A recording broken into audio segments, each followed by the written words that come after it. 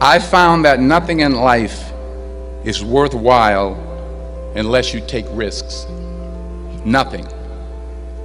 Nelson Mandela said, "There is no passion to be found playing small and settling for a life that's less than the one you're capable of living." Now, I'm sure in your experiences in school and applying to college and picking your major and deciding what you want to do with life, I'm sure people have told you to make sure you have something to fall back on. Make sure you got something to fall back on, honey. But I never understood that concept, having something to fall back on. If I'm going to fall, I don't want to fall back on anything except my faith. I want to fall forward. I figure at least this way I'll see what I'm going to hit. Fall forward. This is what I mean. Reggie Jackson struck out 2,600 times in his career, the most in the history of baseball. But you don't hear about the strikeouts. People remember the home runs. Fall forward. Thomas Edison conducted 1,000 failed experiments. Did you know that? I didn't know that. Because the 1,001st was the light bulb. Fall forward. Every failed experiment is one step closer to success. You've got to take risks, and I'm sure you've probably heard that before, but I want to talk to you about why that's so important. I got 3 reasons, and you can pick up your iPhones. First, you will fail at some point in your life. Accept it. You will lose. You will embarrass yourself. You will suck at something. There's no doubt about it. Because it's inevitable. In the acting business, you fail all the time. Early on in my career, I auditioned for a part in a Broadway musical. Perfect role for me, I thought, except for the fact that I can't sing. So I'm in the wings. I'm about to go on stage, but the guy in front of me, he's singing like Pavarotti. He's just going on and on and on, and I'm just shrinking. I'm getting smaller and smaller. So they say, "Oh, thank you very much, and you'll be hearing from us." I didn't get the job. But here's the thing. I didn't quit. I didn't fall back. I walked out of there to prepare for the next audition, and the next audition, and the next audition. I prayed, and I prayed. But I continued to fail, and fail, and fail. But it didn't matter, because you know what? There's an old saying, you hang around the barbershop long enough, sooner or later you're going to get a haircut. So you will catch a break, and I did catch a break. Last year, I did a play called Fences on Broadway. Someone talked about it. Won the Tony Award. The point is, every graduate here today has the training and the talent to succeed. But do you have the guts to fail? Here's my second point about failure. If you don't fail, you're not even trying. I'll say it again. If you don't fail, you're not even trying. My wife told me this great expression. To get something you never had, you have to do something you never did. Les Brown's a motivational speaker. He made an analogy about this.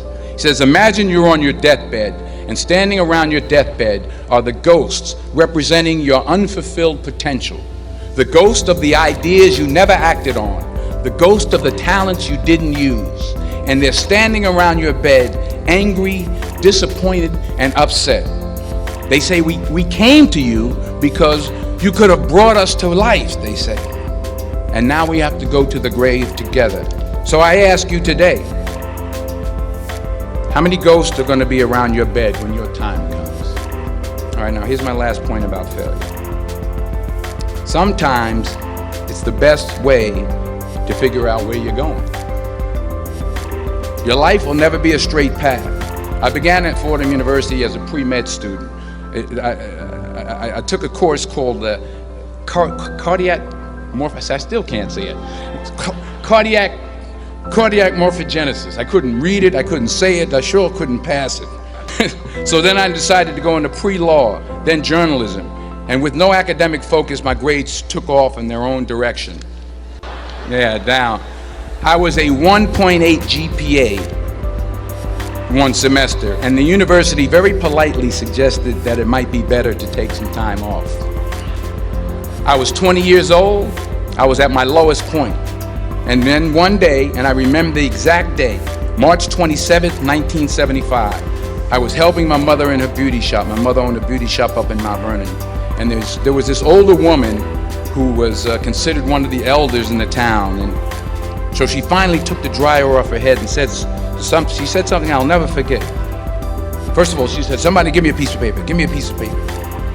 She said, "Young boy, I have a prophecy, a spiritual prophecy."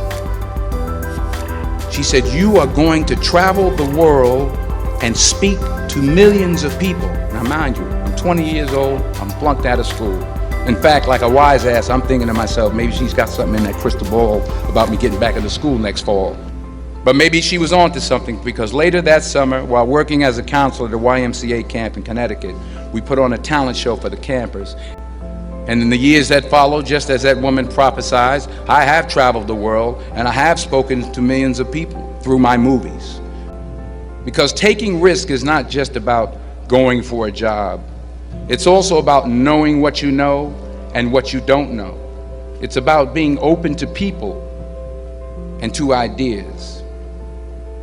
In the course of the film, the character I play begins to take small steps, small risks. He very, very, very slowly begins to overcome his fears. And I feel ultimately his heart becomes flooded with love.